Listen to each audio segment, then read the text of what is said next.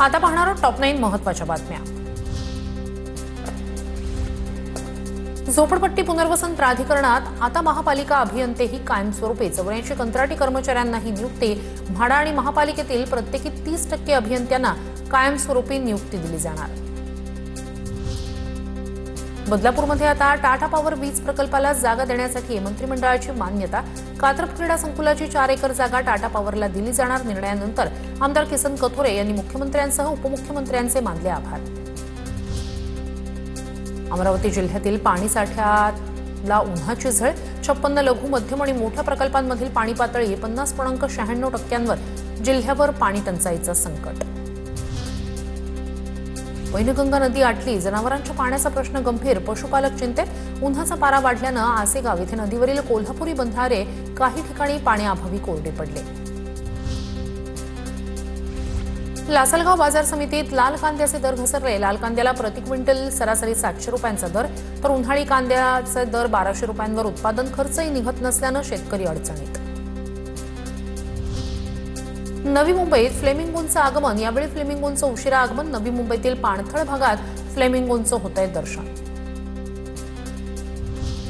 सोन्या चांदीच्या दरात मोठी वाढ। सोनं 1,500 रुपयांनी महागलं। जीएसटीसह 1,56,000वर, तर चांदीचे दर 2,59,560 रुपयांवर। मुंबईत नालेसफाईचं उद्दिष्ट 12 लाख मेट्रिक टनांवरून थेट 8 लाख मेट्रिक टनांवर। पावसाळ्यापूर्वीच्या नालेसफाईच्या उद्दिष्टात 33% कपात। कंत्राटदारांना फक्त गाळ काढण्याचे पैसे दिले जावेत, त्यामुळे उद्दिष्ट कमी केल्याची अतिरिक्त आयुक्त अभिजित बांगर यांची माहिती। वनपट्टीधारक शेतकऱ्यांसाठी फार्मर आयडी नोंदणीची विशेष मोहीम। नागरी सुविधा केंद्रांमार्फत मोफत नोंदणीची सुविधा। शेतकऱ्यांनी याचा लाभ। कृषी विभागाचं आवाहन। आता पाहणार आहोत टॉप 9 बातम्या मुंबई आणि पुण्यातल्या। मुंबई गोवा महामार्ग 100% कार्यान्वित व्हायला अजून 4 महिने लागणार।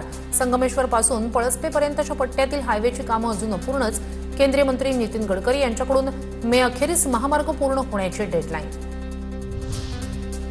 आता राज्यातील शाळांच्या आवाजवी शुल्काला चाप बसणार। शुल्कवाढीविरोधात पालकांना दाद मागता येणार। याबाबत पुणे, मुंबई, नागपूर आणि छत्रपती संभाजीनगरमध्ये निवृत्त न्यायाधीशांच्या अध्यक्षतेखाली समिती। शिक्षण विभागाकडून विभागीय शुल्क नियामक समित्या कार्यान्वित। एमपीएससी भरती 18 सेवा 93 संवर्गांचा नव्यानं समावेश। विविध भरती प्रक्रियेसाठी घेतल्या जाणाऱ्या परीक्षांची संख्या कमी होणार। या पदभरती प्रक्रियेत सुधारणा करण्यास मंत्रिमंडळ बैठकीत मान्यता।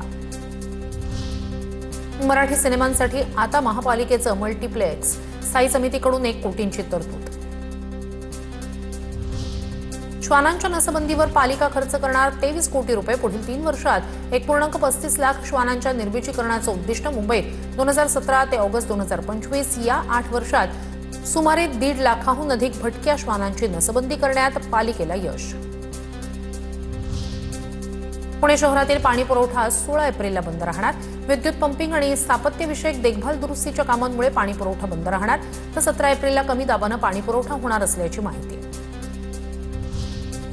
गेल्या दशकभरापासून रखडलेल्या कात्रज कोंढवा रस्ता रुंदीकरण प्रकल्पाला मोठा दिलासा। राज्य सरकारच्या उच्चस्तरीय समितीकडून अंतिम निवाडा प्रस्तावाला मंजुरी।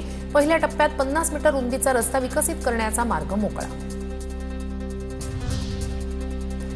शैक्षणिक वर्ष 2026 आणि 27 साठी इयत्ता 2री, 3री आणि 4थीसाठी नवा अभ्यासक्रम लागू होणार। त्या पार्श्वभूमीवर शिक्षकांना प्रशिक्षण दिलं जाणार। हे प्रशिक्षण 4 मे पासून सुरू होणार। शिक्षकांसाठी हे प्रशिक्षण बंधनकारक। पुणे सोलापूर विमानसेवा 1 मे पासून सुरू होणार। यामुळे पुण्याहून सोलापूरला अवघ्या 40 मिनिटात पोहोचता येणार। पुणे विमानतळावरून सोलापूरसाठी सेवा देणाऱ्या स्टार एअर कंपनीला स्टॉक मंजूर।